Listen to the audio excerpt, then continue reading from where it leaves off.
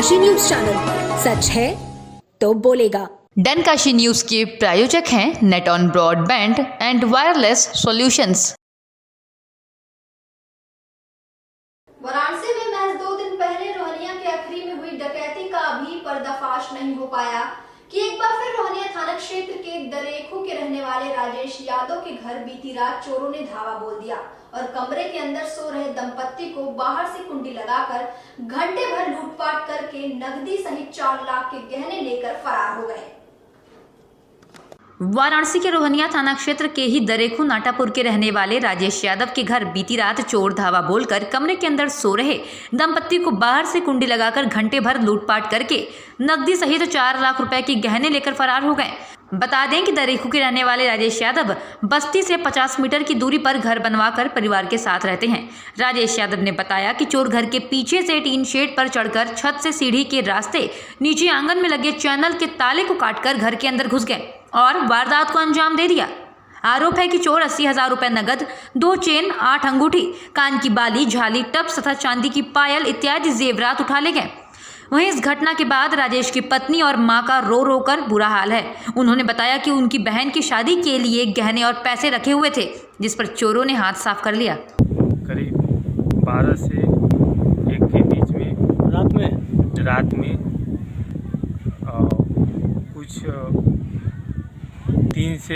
2 से 3 के बीच में हमारे घर में घुस के छत के माध्यम से शटर का ताला तोड़कर और उसके बाद जिस रूम में हम लोग सोए थे उसके बगल वाले रूम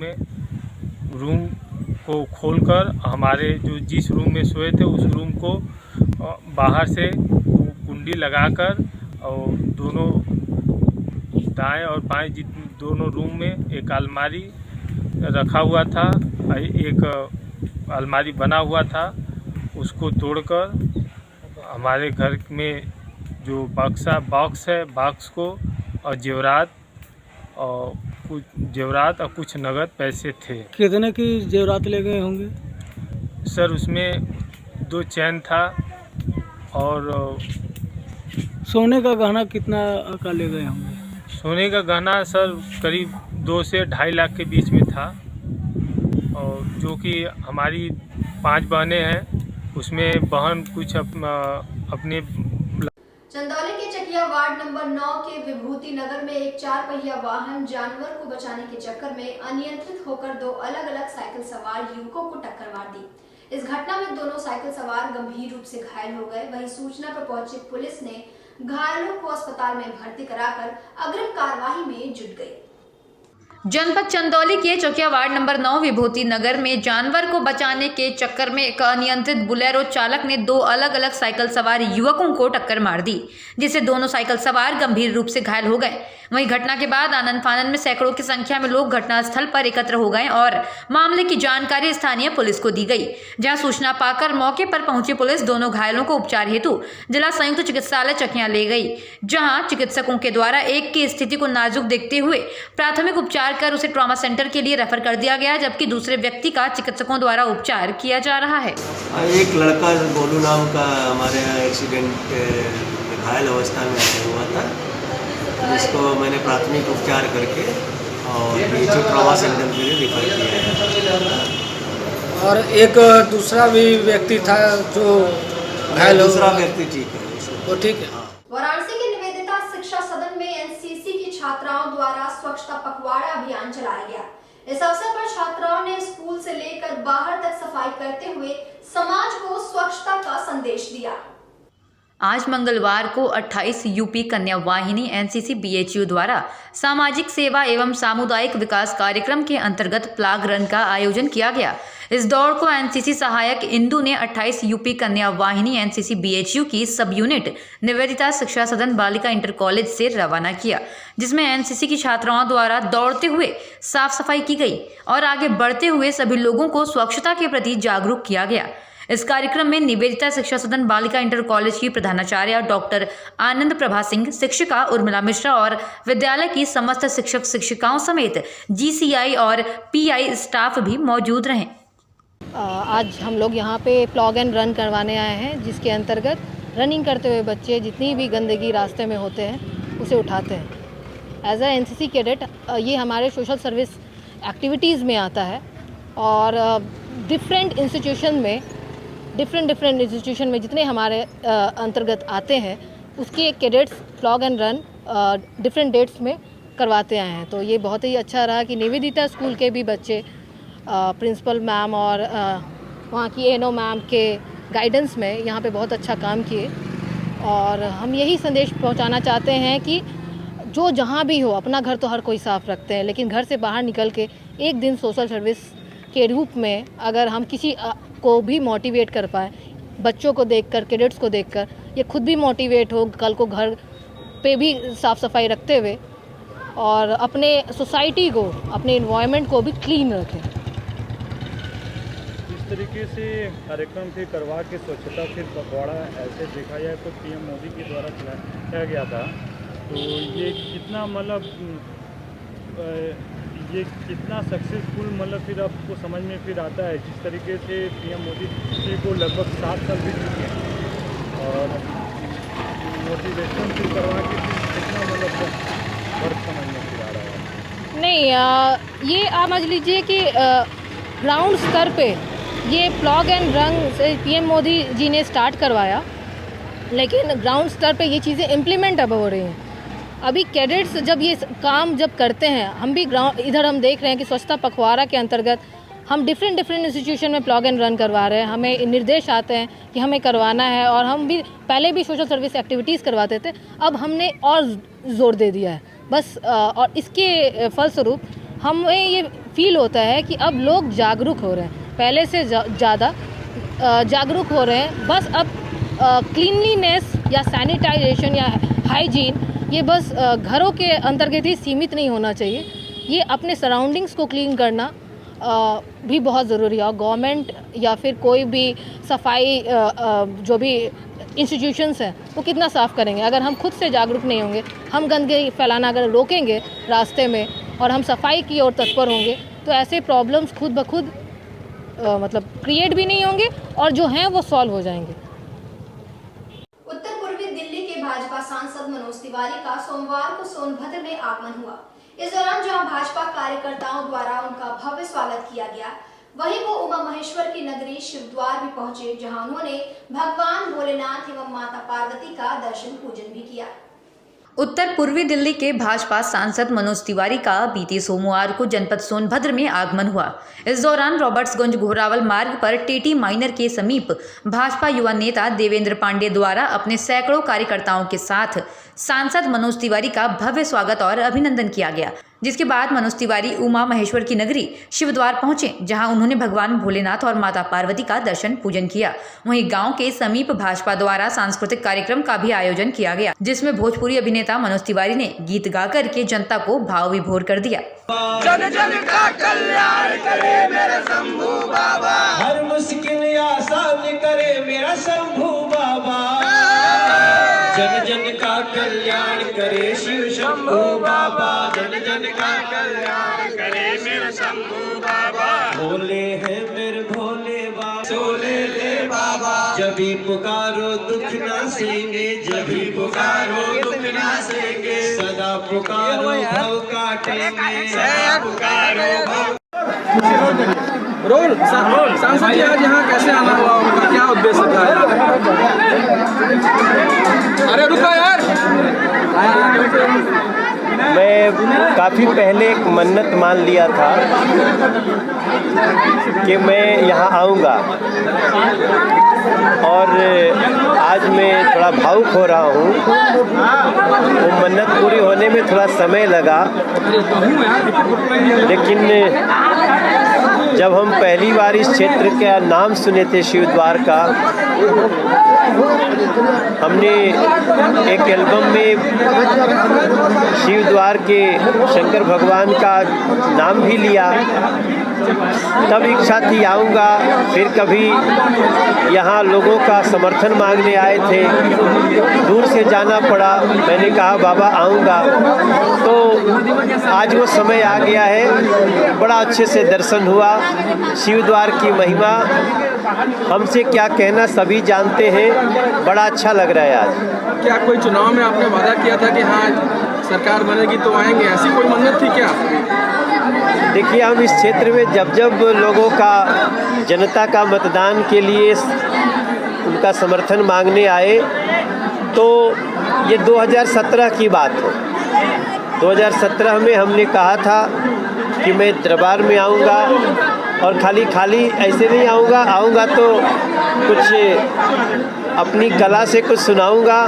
तो आज मैं शायद कुछ लोग व्यवस्था किए, वहाँ मैं इस दरबार में सुनाऊँगा। दोबारा फिर मन्नत मांगे दोबारा कुछ फिर आपने मांगा आज बाबा से? क्या 2022 में फिर सरकार बनेगी तो फिर आएंगे, ऐसा कुछ? देखिए, अब तो हमारा आना लगा ही रहेगा। अब हम कोई मन्नत की बात नहीं करेंगे। बस बाबा से यही मांग रहे हैं कि जैसे पहले आशीर्वाद दिया है, बाबा का आशीर्वाद बना रहे।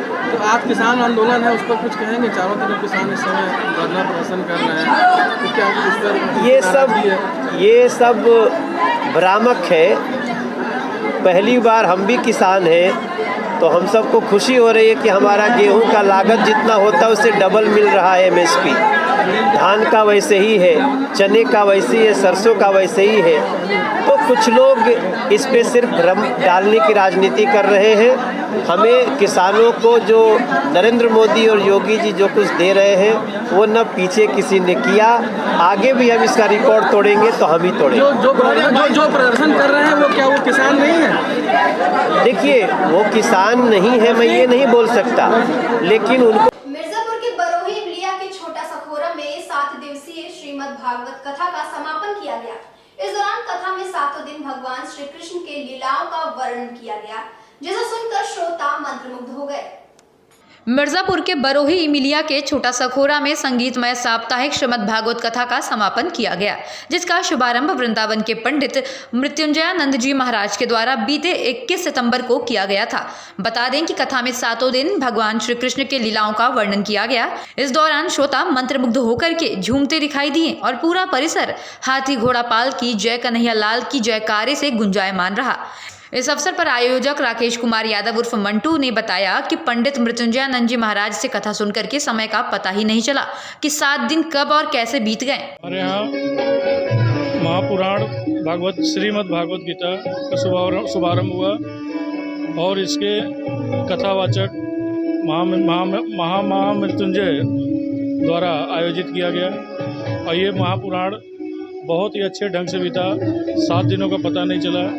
ये महापुराण जीव के कल्याण के लिए सबसे बढ़िया, सबसे उचित साधन है और जीव इसको पकड़ के चले तो इस भव सागर से पार हो जाएगा। दोबारा इस जीवन में आने की ज़रूरत नहीं पड़ेगी और उसकी मुक्ति प्राप्त हो जाएगी। बरोमिलिया ग्राम छोटा सखोरा राकेश कुमार द्वारा आयोजित हुआ है। ये हम अपने परम पूज्य पिताजी के पुण्यतिथि पर आयोजित कार्यक्रम किए गए, जिससे उनकी मृत आत्मा को शांति मिले और इस भवसागर से वो भी उत्तीर्ण हो चुके हैं। और समाजवादी पार्टी लोहिया वाहिनी के राष्ट्रीय अध्यक्ष प्रदीप तिवारी का मिर्जापुर के भरूहना स्थित एक भवन में आगमन हुआ। इस अवसर पर सपा कार्यकर्ताओं ने 51 किलो का हार पहनाकर उनका स्वागत किया। वहीं प्रदीप तिवारी ने आगामी विधानसभा चुनाव में सपा कार्यकर्ताओं से अभी से जुट जाने की भी अपील की। मिर्जापुर के भरुआना स्थित एक भवन में समाजवादी पार्टी लोहिया वाहिनी के राष्ट्रीय अध्यक्ष प्रदीप तिवारी का आगमन हुआ। इस दौरान सपा कार्यकर्ताओं द्वारा जिलाध्यक्ष विनोद कुमार चौधरी के नेतृत्व में उन्हें 51 किलो का हार पहना करके उनका भव्य स्वागत किया गया। वहीं उन्होंने कहा कि सपा सुप्रीमो अखिलेश यादव के दिशा निर्देश पर वो पिछले 19 दिनों से प्रदेश में निरंतर विधानसभा वार भ्रमण कर क्षेत्र के पदाधिकारियों से मुलाकात कर रहे हैं। उन्होंने बताया कि सपा कार्यकर्ताओं का जोश देख करके ये प्रतीत हो रहा है कि आगामी विधानसभा चुनाव में समाजवादी पार्टी की ही सरकार बनेगी। बताते चले कि इस अवसर पर उन्होंने कार्यकर्ताओं से चुनाव की तैयारी के लिए अभी से ही जुट जाने की भी अपील की। आज भरुना एक पैलेस पे हमारे राष्ट्रीय अध्यक्ष लोहिया वाहिनी के प्रदीप तिवारी जी का कार्यक्रम हुआ। आज इस कार्यक्रम में समाजवादी पार्टी के नेता और बूथ अध्यक्ष, सेक्टर प्रभारी सारे लोग इस कार्यक्रम में आए और प्रदीप तिवारी जी ने बताया कि समाजवादी पार्टी जो कहती है वो करती है।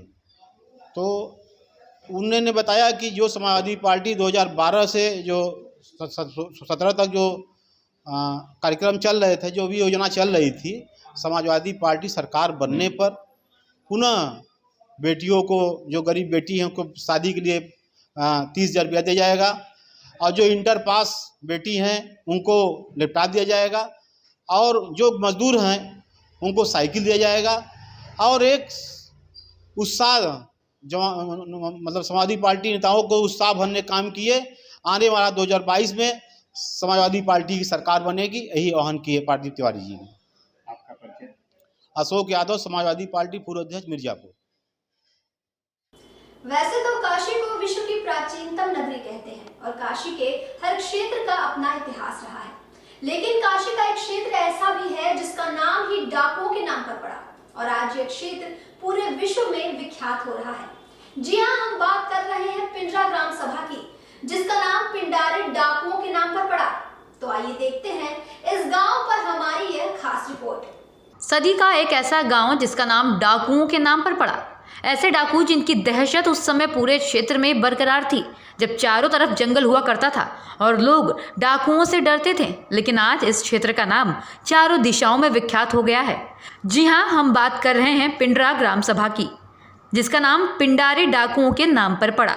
ऐसा नाम जिसके नाम से तहसील, ब्लॉक, खंड शिक्षा अधिकारी कार्यालय, राजकीय पशु चिकित्सालय, फायर स्टेशन तथा पिंडरा विधानसभा व पिंडरा प्राथमिक स्वास्थ्य केंद्र भी है। इस गांव का एक अलग ही इतिहास रहा है। बता दें कि इस गांव में कभी राजा काशी नरेश भी रहा करते थे और इस गांव में एक क्षत्रिय ने समाधि भी ली थी, जिसे लोग मौनी बाबा के नाम से जानते हैं। बता दें कि इस गांव में कभी राजा काशी नरेश भी रहा करते थे और इस गांव में एक क्षत्रिय ने समाधि भी ली थी, जिसे लोग मौनी बाबा के नाम से जानते हैं। तक हम लोगों ने अपने वाकों से सुना है, पिंडरा जो हमारा स्थल है, ये पिंडरा विधानसभा है, पिंडरा ब्लॉक है, पिंडरा तहसील है, पिंडरा पीएचसी है, पिंडरा उपकेंद्र है। ये पिंडारी डाकू के नाम पर इस स्थल का नामकरण हुआ है, जो कि 100 से 150 साल पूर्व उनके रहने का कालखंड माना जाएगा।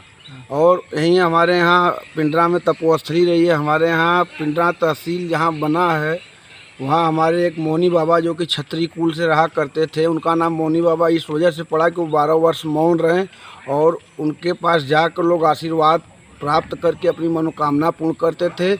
मेरी दादी जी, मेरी सगी दादी जी जो कि गई थी, उनको पुत्र प्राप्ति नहीं हो रहा था, उन्होंने आशीर्वाद दिया और बोले कि 3 बच्चे और 2 पुत्री होगी, और वो हुआ। हमारे भाई, हमारे जो बाबू जी और माता बुआ जी हैं, उसी संख्या, उसी स्वरूप में है। देखिए, पिंडार लोग बताया करते हैं कि जो बुजुर्ग थे वो हम लोगों के बचपन में बताते थे कि पिंडारे नाम का डाकू था, वो यही जो है छिनैती करता था और ये सब जंगल थे, तब यहाँ इतनी आबादी जनसंख्या नहीं थी।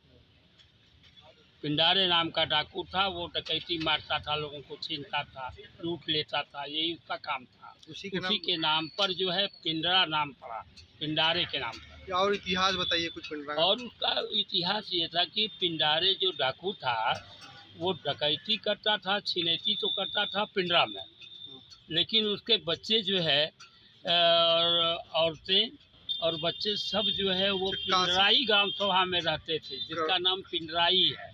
हाँ, काशी के राजा का भी कुछ ताल्लुक। हाँ जी, काशी के राजा का जो है वो निवास था। पिंडरा कोट आज भी स्थित है, 12 बीघे में वो कोट है, जिसके चारों तरफ खाई है।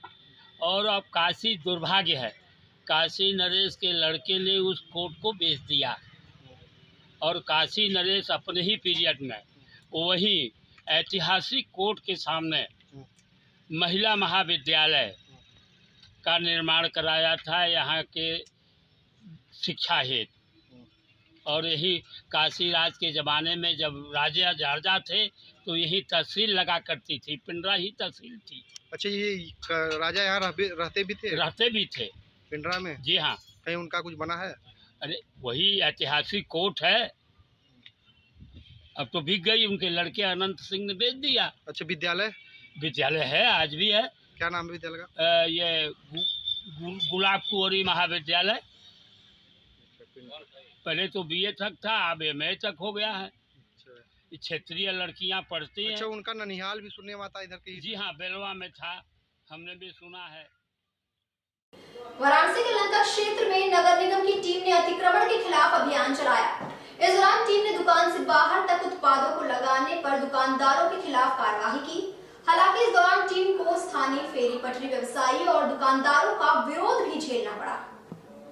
लंका क्षेत्र में बीते सोमवार को नगर निगम की टीम ने अतिक्रमण के खिलाफ अभियान चलाया। हालांकि इस दौरान टीम को स्थानीय फेरी पटरी व ठेला व्यवसायियों और दुकानदारों का विरोध भी झेलना पड़ा, जहां नगर निगम की टीम पर व्यवसायियों ने नाहक परेशान करने का आरोप भी लगाया और कहा कि टीम द्वारा फेरी पटरी ठेला व्यवसायियों पर जुर्माना लगाने के साथ ही उनके कर्मचारी बर्तन, ठेला इत्यादि सामान भी जब्त कर रहे हैं, जिससे रोजी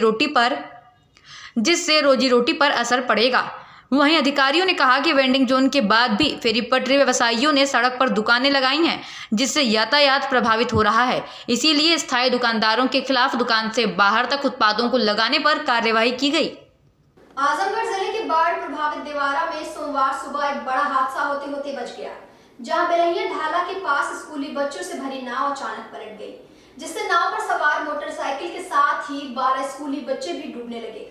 लेकिन राहत की बात यह रही कि स्थानीय लोगों ने तत्काल नदी में छलांग लगाकर बच्चों को सुरक्षित निकाल लिया, जबकि नाव और उस पर लदी मोटरसाइकिल घाघरा नदी में समा गई। गौरतलब है कि आजमगढ़ जिले के रौनापार थाना क्षेत्र के बेलहिया ढाला के पास बना पुल 2020 में बह गया था। तब से यहां नाव के माध्यम से ही आवागमन होता आ रहा है।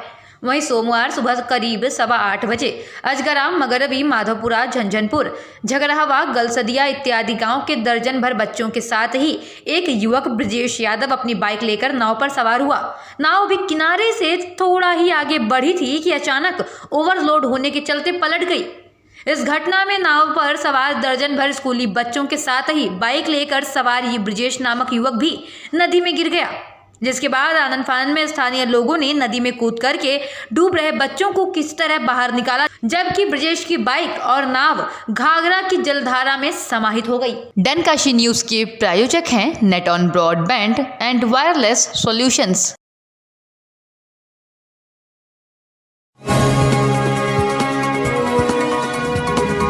आप देख रहे हैं डनकाशी न्यूज चैनल, सच है तो बोलेगा।